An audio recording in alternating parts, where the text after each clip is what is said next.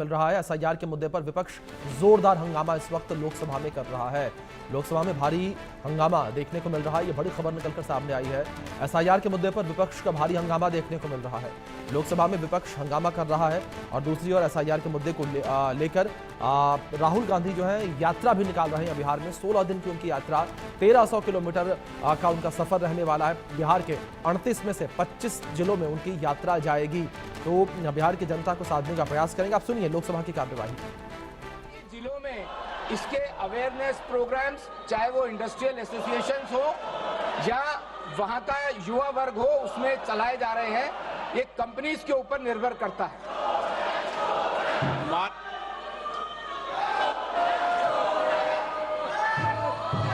मैं आपसे आग्रह करता हूं कि आप अपनी अपनी सीट पर जाके विराजे। ये प्रश्नकाल है। जितनी जोर से आप नारेबाजी कर रहे हैं, उतनी जोर लगाकर आप अगर प्रश्न पूछेंगे तो देश की जनता का कल्याण होगा। और माननीय सदस्यों में आग्रह कर रहा हूं कि आपको जनता ने सरकारी संपत्ति को तोड़ने के लिए नहीं भेजा है। और मैं आपसे आग्रह कर रहा हूं और चेतावनी दे रहा हूं कि किसी भी माननीय सदस्य को ये प्रिविलेज नहीं है कि वह सरकारी संपत्ति को तोड़ने का प्रयास करे। अगर आपने सरकारी संपत्ति को तोड़ने का प्रयास किया तो मुझे कुछ निर्णायक फैसले करने पड़ेंगे और देश की जनता आपको देखेगी। मैं आपको पुर कह रहा हूं, कई विधानसभाओं के अंदर इस तरह की घटना पर माननीय सदस्यों के खिलाफ कार्रवाई हुई है। मैं आपको फिर चेतावनी देता हूं, सरकारी संपत्ति को तोड़ने का प्रयास आप नहीं करें, यही मेरा आपसे आग्रह है। सभा की कार्रवाई आज 12 बजे तक के लिए स्थगित की जाती है। इस बीच जिस तरीके से लोकसभा में भारी हंगामा देखने को मिला, भारी हंगामे के बीच लोकसभा की कार्यवाही 12 बजे तक के लिए स्थगित कर दी गई है। ये बड़ी खबर है जो इस बीच निकलकर सामने आई है। एसआईआर के मुद्दे पर विपक्ष का हंगामा देखने को मिला और इस भारी हंगामे के बीच लोकसभा की कार्यवाही को 12 बजे तक के लिए स्थगित किया गया। बड़ी खबर सामने आ रही है। लोकसभा की कार्यवाही को 12 बजे तक के लिए स्थगित किया गया है। एसआईआर के मुद्दे पर विपक्ष का हंगामा देखने को मिला और एसआईआर के मुद्दे पर विपक्ष के हंगामे के बाद लोकसभा की कार्यवाही को 12 बजे तक के लिए स्थगित कर दिया गया है। ये बड़ी खबर है जो निकलकर सामने आ रही है। लोकसभा की कार्यवाही को 12 बजे तक के लिए स्थगित किया गया है। ये बड़ी खबर जिस बीच निकलकर सामने आ रही है। 12 बजे तक लोकसभा की कार्यवाही अब स्थगित कर दी गई है। भारी हंगामा जो है विपक्ष के द्वारा देखने को मिला। ये बड़ी खबर जो सामने आ रही है, विपक्ष जो है वो भारी हंगामा जो है करता हुआ नजर आया। जिस तरीके से एसआईआर का मुद्दा इस वक्त जोर शोर से विपक्ष के द्वारा उठाया जा रहा है। विपक्ष ने भारी हंगामा किया। भारी हंगामे को देखते हुए लोकसभा की कार्यवाही को स्थगित किया गया। और वहीं दूसरी ओर आप हमारे सहयोगी मनोहर केसरी की खास रिपोर्ट देखिए।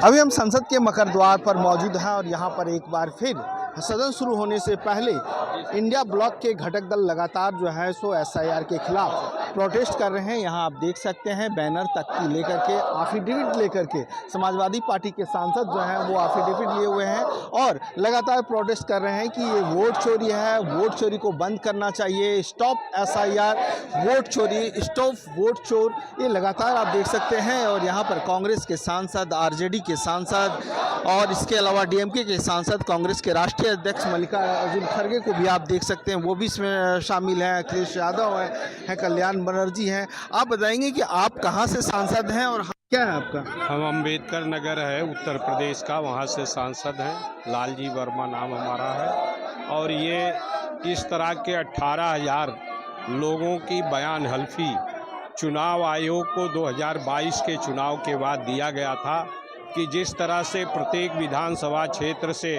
मतदाता सूची से लोगों का नाम काटा गया था, चुनाव आयोग आज कह रहा है बयान हल्फी दें। बिल्कुल आप देखें बयान हल्फी बयान दिया था, दिया हुआ है, लेकिन यहाँ आप देख सकते हैं यहाँ पर अखिलेश यादव, ये आप देखिए खड़गे, ये तमाम लोग हैं। सर आप लोग प्रदर्शन कर रहे हैं, तो ये आप देखिए लगातार प्रोटेस्ट यार इन्होंने कहा है कि हमने चुनाव आयोग को हलफनामा दिया है, लेकिन कल चुनाव आयोग ने क्लियर किया था, अभी तक हमें मिला नहीं है और इसे लेकर के लगातार पॉलिटिक्स जारी है। मनोहर केसरी, इंडिया न्यूज़, दिल्ली। हमारे साथ बीजेपी के राज्यसभा सांसद और संसदीय बोर्ड के मेंबर के लक्ष्मण है।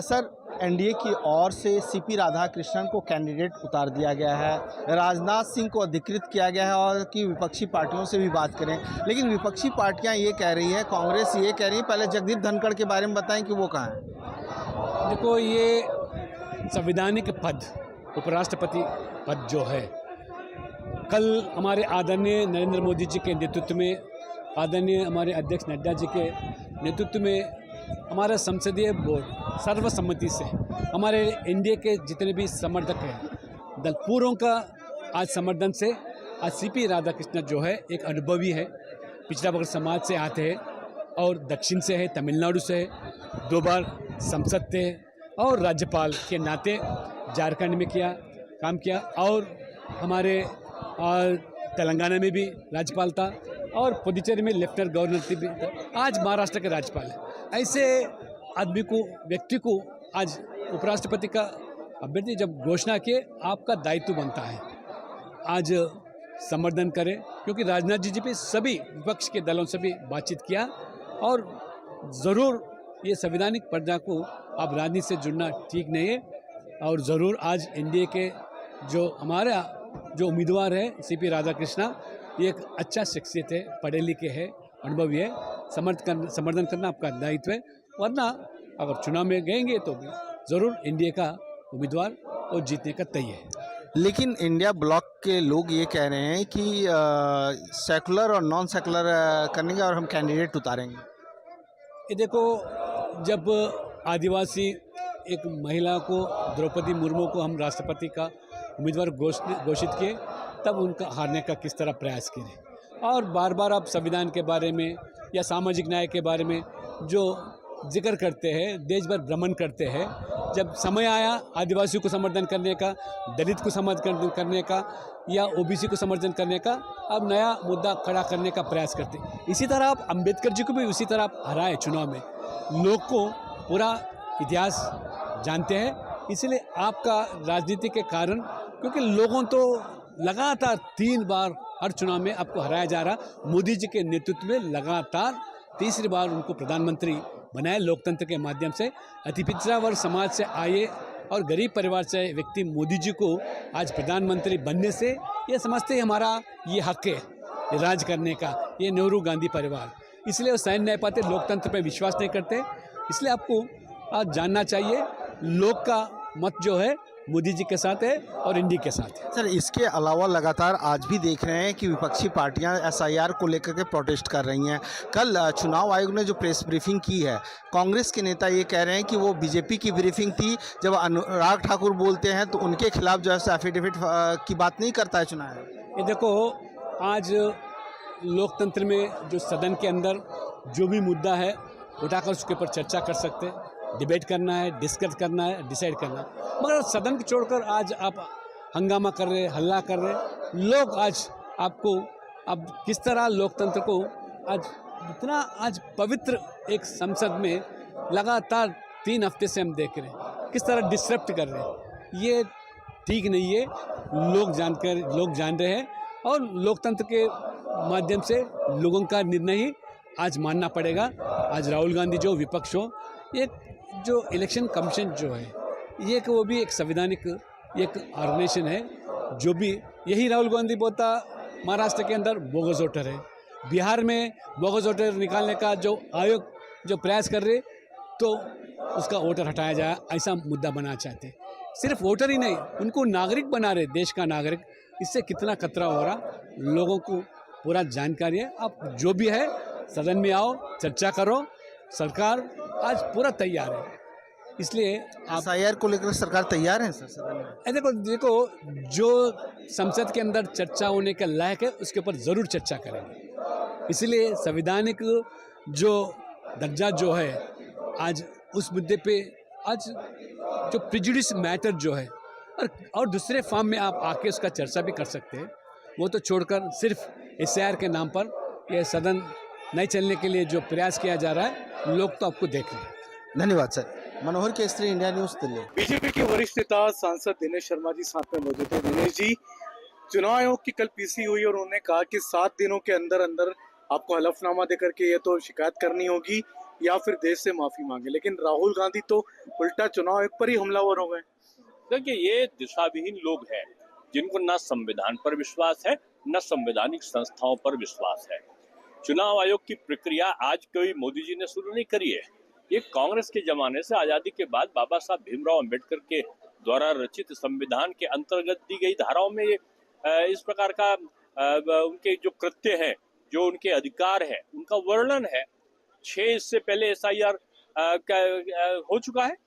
हर चुनाव में जो मतदाता सूची है उनका संशोधन होता है। आप हिमाचल जीते, आप कर्नाटक जीते, आप तेलंगाना जीते, आप तृणमूल बंगाल में आई, आप जहां जहां जीते वहां तो आपको आपत्ति नहीं है। जहां आप हार गए वहां आपकी आपत्ति है। ये हारने का रिकॉर्ड बनाने वाले लोग का भरोसा अब जनता को इन पर नहीं रह गया है और ये हताश निराश लोग अब हताशा मार्च निकाल रहे हैं। और मैं समझता हूँ कि राहुल जी एक ऐसे खिलाड़ी है जो हार की हैट्रिक बना चुके हैं और अब बिहार के चुनाव में वो चौथी हार की तरफ आगे बढ़ रहे हैं। दिनेश जी, CP राधाकृष्णन उपराष्ट्रपति पद का उम्मीदवार बनाया है बीजेपी और NDA ने, कैसे देखते हैं इस नाम को? नहीं, एक सदाचरित, एक अनुभवी, एक योग्य, एक समर्पित व्यक्तित्व के रूप में जिनकी छवि हो, जो कभी भी विवादित ना रहे हो। जनसंघ से लेकर राष्ट्रीय स्वयंसेवक संघ के एक स्वयंसेवक से लेकर और भारतीय जनता पार्टी के प्रदेश अध्यक्ष से लेकर झारखंड और महाराष्ट्र तक के जो राज्यपाल रहे और उनकी छवि एक अच्छे प्रशासक की रही है और सभी जाति धर्मों में उनका बहुत सम्मान है। और मैं समझता हूँ कि ऐसा निर्विवाद व्यक्ति हमारे राज्यसभा के सभापति बनेंगे, ये भी बहुत सौभाग्य की बात है। ये तो दिनेश शर्मा जिनका कहना है कि CP राधाकृष्णन स्वच्छ साफ छवि के हैं, साथ ही साथ RSS के प्रचारक रहे हुए हैं, बीजेपी के नेता रहे हैं, गवर्नर के रूप में अच्छा कार्यकाल है, तो उनका उपराष्ट्रपति बनना सभी के लिए अच्छा होगा। Sanjay Sharma, India news. BJP सांसद धर्मशिला जी हमारे साथ में मौजूद है। धर्मशिला जी, जिस तरीके से बिहार में राहुल गांधी तेजस्वी यादव यात्रा निकाल रहे हैं SIR के खिलाफ और चुनाव आयोग को चुनौतियां दे रहे हैं, कहा जा रहा है कि अब तो उसके खिलाफ इम्पीचमेंट मोशन भी लेके आएगा विपक्ष। देखिए, विपक्ष के पास कोई न नीति है, न कोई दिशा है और न विकास का कोई मुद्दा है।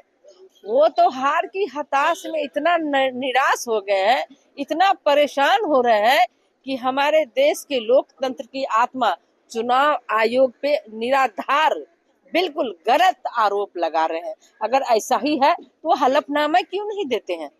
हलफना लेकर के जाए, एक चिट्ठी लिखकर दे देने से नहीं होता है। हलफनामा दे। चुनाव आयोग तो चैलेंज किया है, 1 सप्ताह में आप आए, आप बताएं।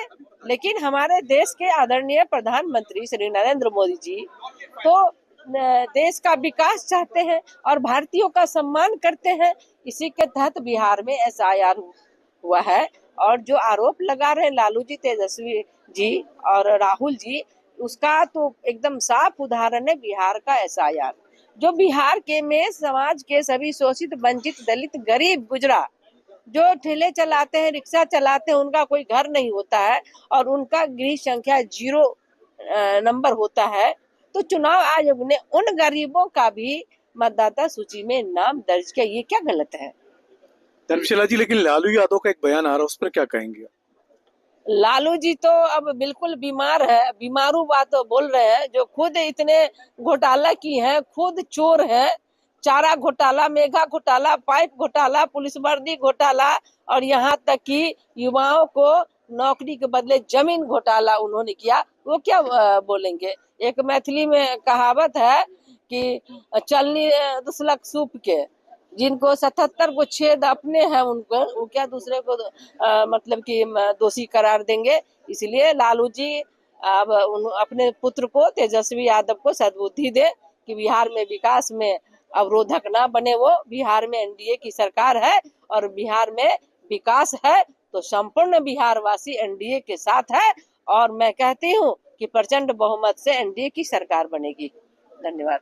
ये थी धर्मशाला गुप्ता जी, जिनका कहना है कि जिनके खुद के घर में छेद हैं वो दूसरे लोगों को सबक सिखा रहे हैं। संजय